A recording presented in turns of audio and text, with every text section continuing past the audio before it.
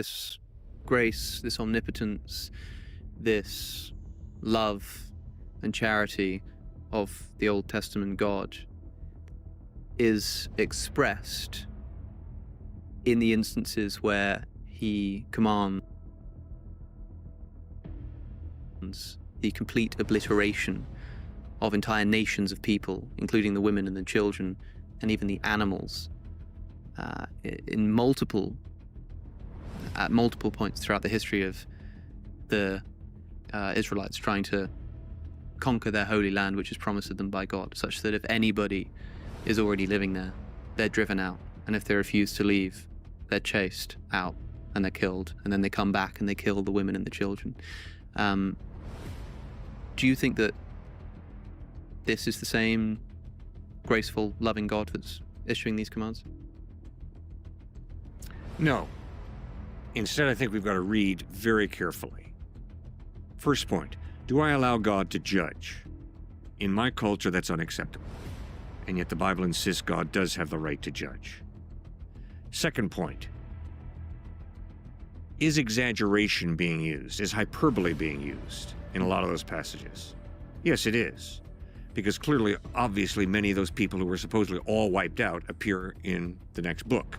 So you know that they weren't all wiped out. Mm-hmm. Thirdly, you look at the archaeological evidence for Jericho and Ai, and you begin to realize those were probably smaller fortresses. Yes, Rahab was in there as a prostitute, but those were not just families and women and children.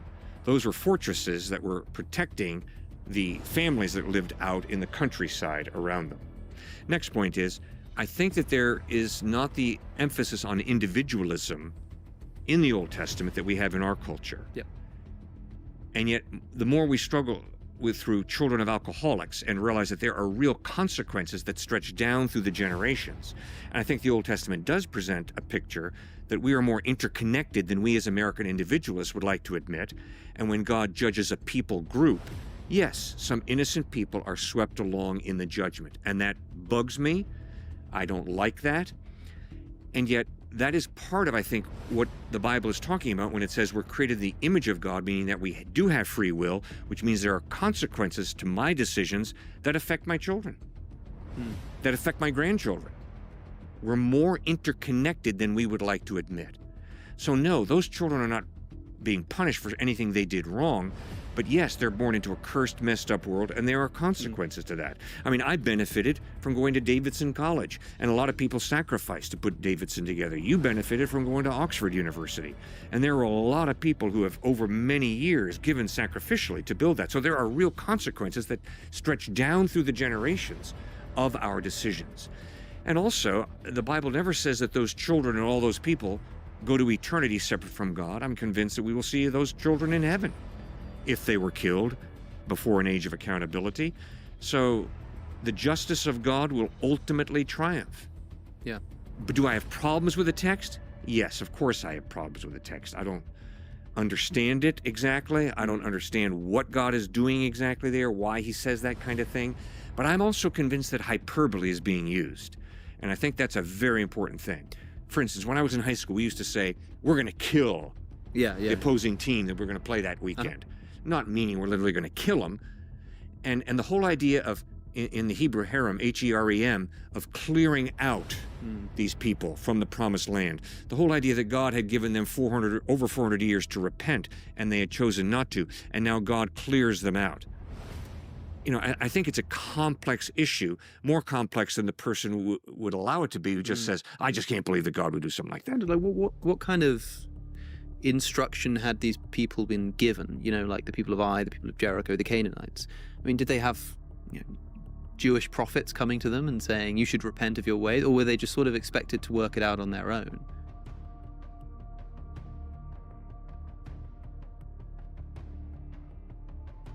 Fascinating question. I'm not sure. I do not know. Obviously, they have consciences. We all have consciences. Yeah.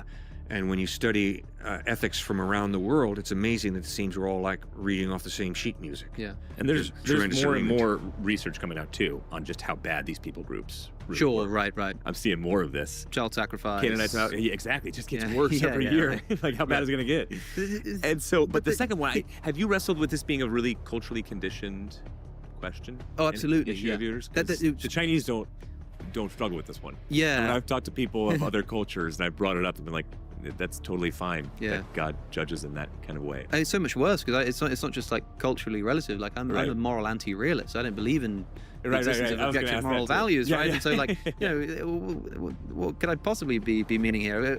But I don't wrestle with it because my job here isn't to say that this is wrong. My job is to say something like what Lincoln said of slavery. If this isn't wrong, then nothing is wrong. If there is such a thing as objective morality, I find it very. I mean, look, we just condemned the Canaanites in part for they were killing children. Well, that's exactly what God ordered the Israelites to do when they came into their nation. And we say, okay, well, these people were sinful, idolatrous, and they should have repented. Well, the same is true of the Israelites. They were sinful, they were idolatrous. And yet they had the benefit of having the prophet of God come to them with literal stone tablets telling them what to do. And even then it took them a few tries to get right. The Canaanites didn't have that. And yet when the Israelites are sinful, they get a prophet who comes and sets them straight. When the Canaanites are sinful, they get obliterated. They get exterminated. They get chased out. Just the same way the Israelites were at first the hands of the Assyrians and then the Babylonians. True, but it was wrong for the Assyrians to do that. It was wrong for the Babylonians to do that. Yeah, but the Old Testament insists that that was part of God's judgment on the Israelites for them doing the child sacrifice, temple prostitution, idolatry. God, so it's God.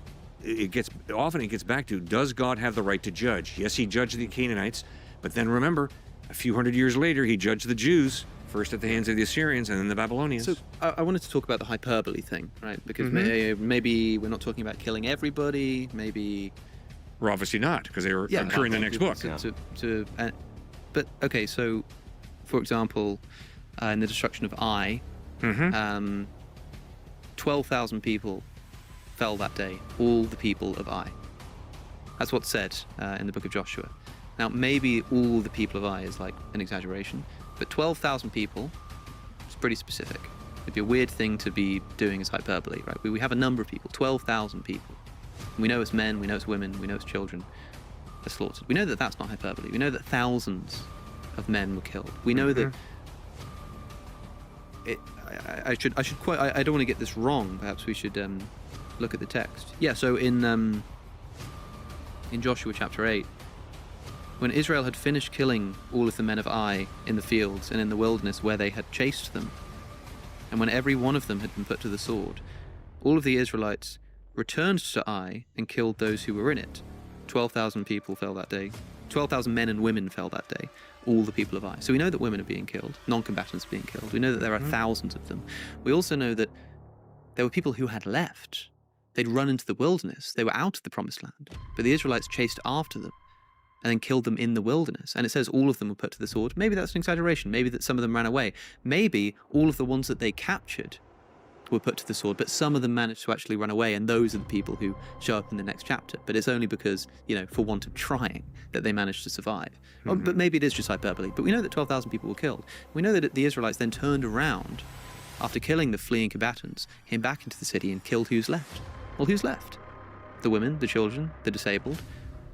So even if there's some hyperbole being involved here in terms of the complete destruction, maybe it's not a genocide, but it certainly still seems to be the kind of military practice which, if done today, would see condemnation and a lot more from the United Nations. In 1 Samuel,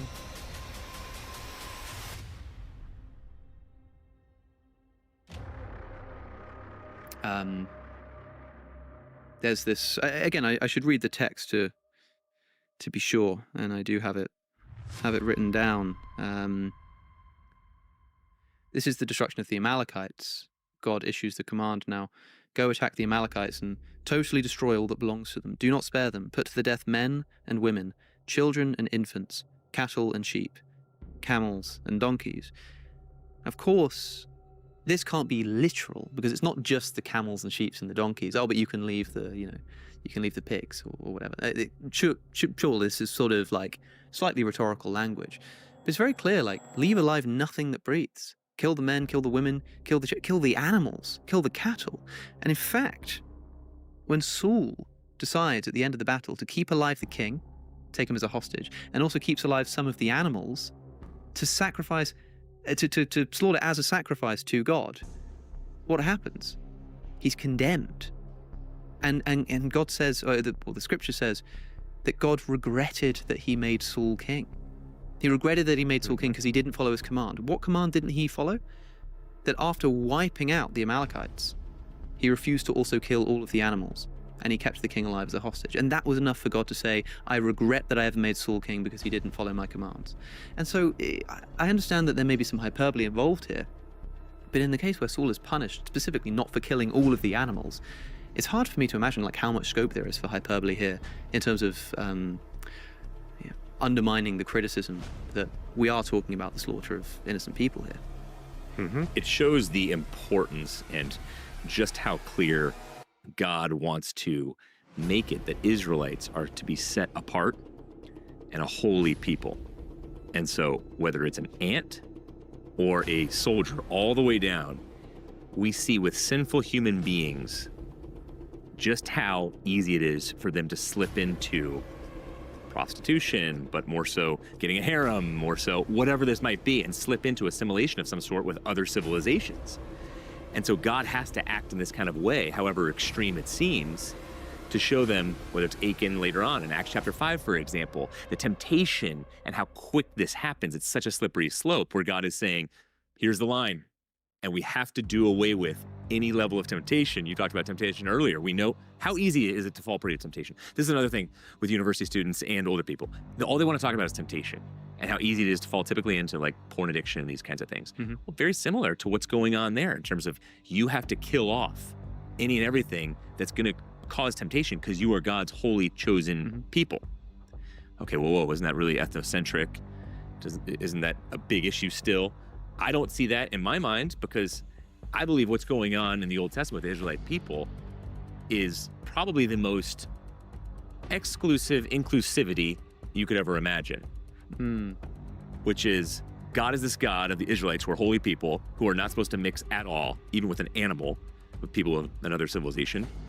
So that's how exclusive they are, but how inclusive in the sense of they're a light to all the nations. And eventually it's going to come through the Son of God, Jesus Christ, who is literally Samaritan, child, woman, all the oppressed people groups, and Zacchaeus, like we talked about earlier, Luke chapter 19, and the sycamore tree, who attached to the vector, probably very wealthy.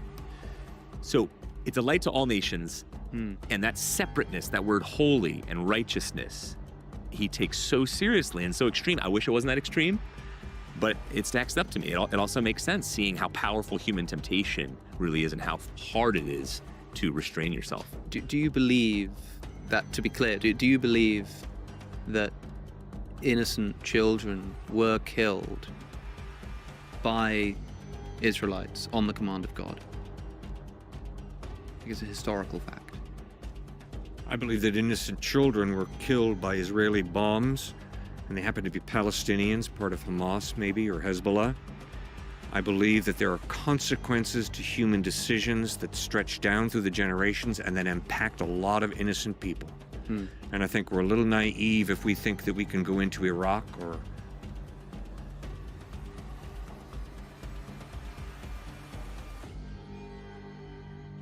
fight a desert storm and no innocent people are going to be killed. It's one of the tragedies of war, which is a result of the sinful human heart. But suppose, the Israeli government said, leave alive nothing that breathes. Kill the soldiers, but then once you've done that, turn around, go back, kill the women, kill the children, kill their animals. Because this land is yours. I think that people wouldn't be satisfied on falling back on the defense of, hey, this is the consequence of war. This is what happens. I think people would say, okay, but the fundamental rule of just war, which I'm told is sort of stems out of the Christian tradition, is, proportionate response. And yes, and I agree with you.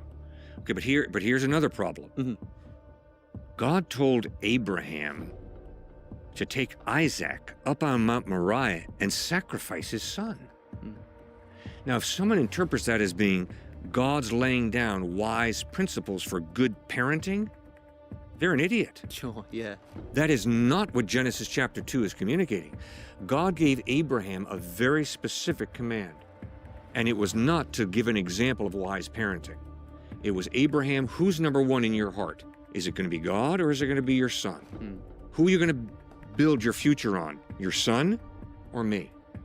Similarly, what Israel does there in the Old Testament is not examples of just war theory.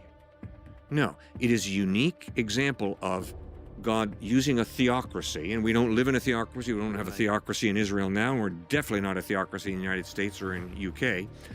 God using a theocracy to carve out a land that he brings then Messiah into. That's a one-time deed, because you're absolutely right. It is not an example of just war. No way. I recoil at that as you do, I'm sure. Yeah, because of course the difference in this case is that you have the orders from the top man. It's sort of, if there is some extraordinary circumstance in which this kind of otherwise morally condemnable behavior can be justified, you better have the authority to know that you're making the right decision. And in this case, the Christian will be able to say that they did have that authority. But I mean, it's a struggle. Yes, it is. We're talking about the intentional killing of non-combatant children here. And I read this text as a land dispute. I read in Deuteronomy where God gives instructions when you march up onto a city to attack it, like in the broad sense. When you march up to attack a city, make its people an offer of peace. If they accept and open their gates, all the people in it shall be subject to forced labor and shall work for you. Some peace. If they refuse to make peace and engage you in battle, which isn't entirely unreasonable given what the terms of peace are, lay siege to that city. When the Lord your God delivers it into your hand, put to the sword all the men in it. As for the women, the children, and the livestock, and everything else in the city, you may take these as plunder for yourselves, and you may use the plunder the Lord gives you from your enemies. This is how you are to treat the cities that are at a distance from you and do not belong to the nations nearby. Women and children being described as plunder that can be used because God has given them to you as plunder. But of course, those are the people who you're attacking not because they're in the promised land. And it's just, look, we gave them a chance to leave. What are we supposed to do? This is God's chosen. No, these are other cities. Because it goes on, however, in the cities of the nations the Lord your God is giving you as an inheritance, do not leave alive anything that breathes. Completely destroy them.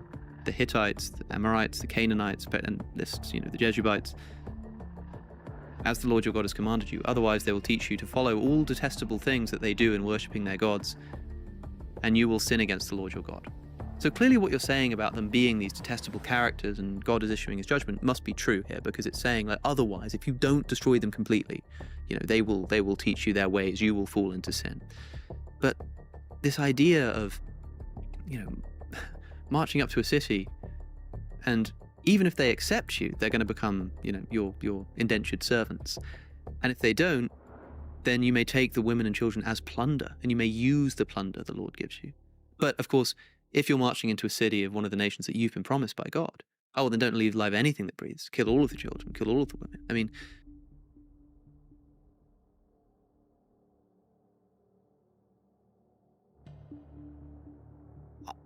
it's the difference there, in other words, about the people in the inherited lands and the people outside of it, tells me that the explanation for why these people need to be completely and utterly destroyed is because this is our land.